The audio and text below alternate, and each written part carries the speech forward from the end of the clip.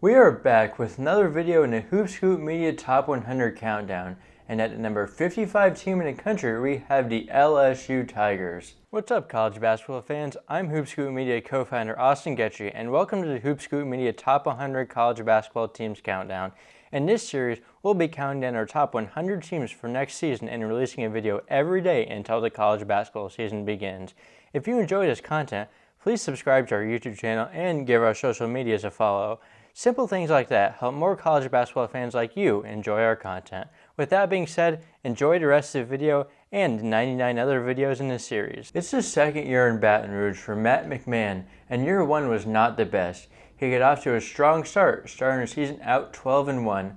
However, most of that was due to a weak schedule, and they only won 2 more games the rest of the season, finishing 14-19.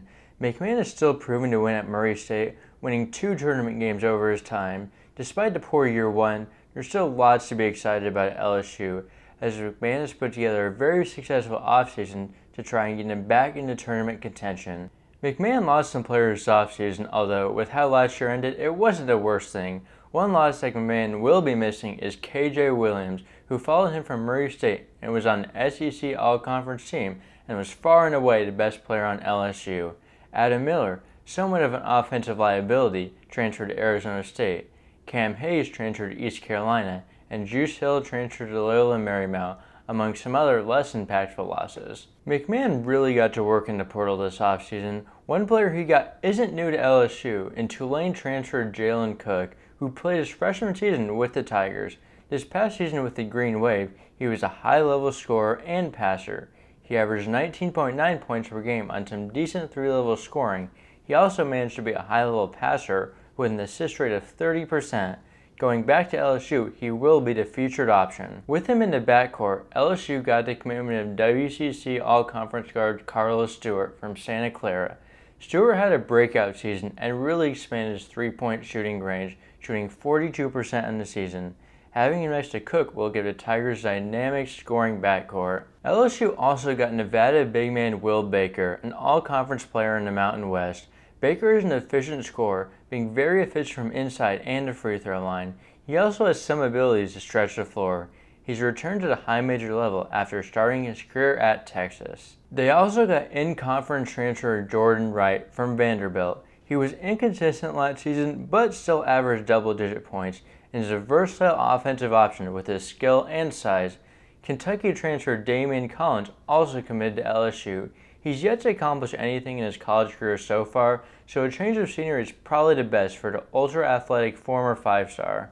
Derek Fountain is a returning starter for the Tigers. He brings some solid rebounding on defense, and is a player McMahon definitely wanted back as he was their second best player last year. Trey Hannibal is another returner, and he's another player who followed McMahon from Murray State.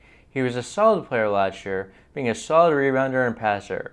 However, for a guard, he can't really shoot the ball, which is something that could take his game to the next level. LSU also has a few rising sophomores returning.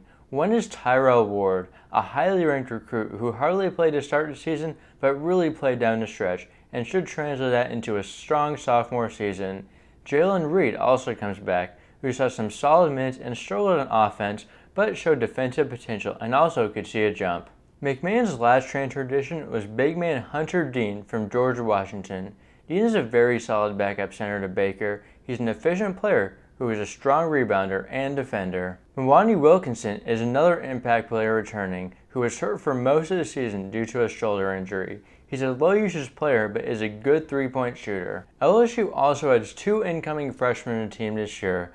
One of them is forward Corey Chest, who is a high-motor forward who should be able to make a solid defensive impact and be a good long-term prospect.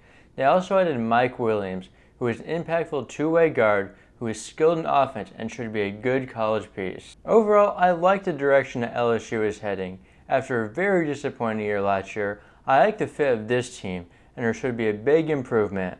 I currently have LSU sitting at 10th in SEC, and I think there is a scenario where they can work their way into the tournament. LSU fans, comment below your thoughts and where you'd personally have the Tigers ranked.